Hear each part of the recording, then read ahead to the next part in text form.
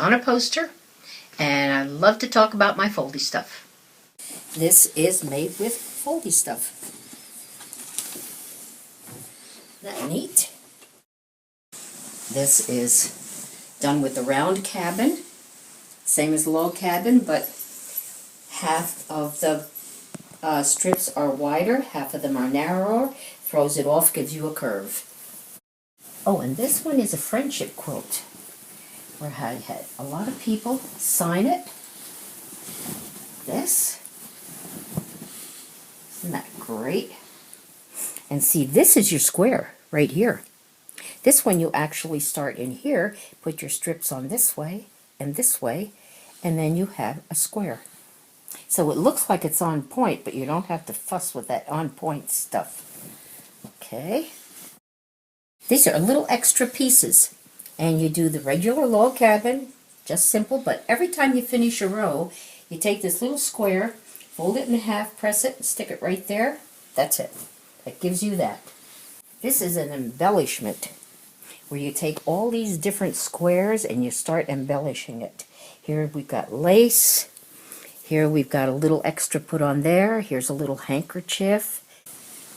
Oh, I love this. This feels so good. Now, the neat thing about it also is most of these do not have batting, so you don't have to fuss with the batting. Look at that. Isn't that neat? Oh, and the pineapple. We have the pineapple. This is a heavy one because you got a lot of fabric in there, but great for scraps. I came up with this. How about that? It was actually a copy of an old antique that I saw in a show. They wanted $3,000 for it. Huh! You know how much fabric I can buy for $3,000. I wasn't buying that quilt, but I studied it and I studied it, and I thought, you know what? I can do this. So I went home and I worked at it. It was not easy, and I got it. And you had to draw the grid on the here. And I found out right away why you never saw many of these. Because about the third time you drew that grid on there, you said, this is not fun. So I went to my husband, who's known as Mr. Donna, by the way. Bon appetit. And I said, honey, if you can get me iron-on transfer sheets, we have a really good product here. And, you know, after 50 years of marriage, the man listened to me and he did it. Now, we're going to learn how to actually sew the Foldy stuff. It's so easy. We have this transferred on here, and you will do it very, very light so you get a lot of transfers out of one. But I've done it dark so that you can see it. All I'm going to do is put these down in the middle. I'm not going to pin. I'm going to pick up this one, and you see it's the same size as this number 1 block. Then I'm going to sew, and I'm using a big stitch because it goes faster. Right? Whip it around. I don't stop to press.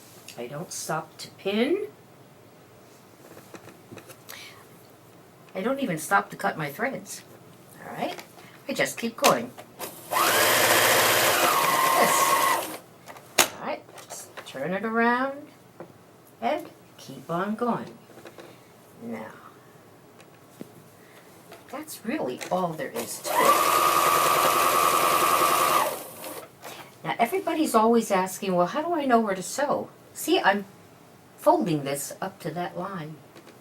That automatically gives me my pleat. It's a no-brainer. No thinking, nothing to it.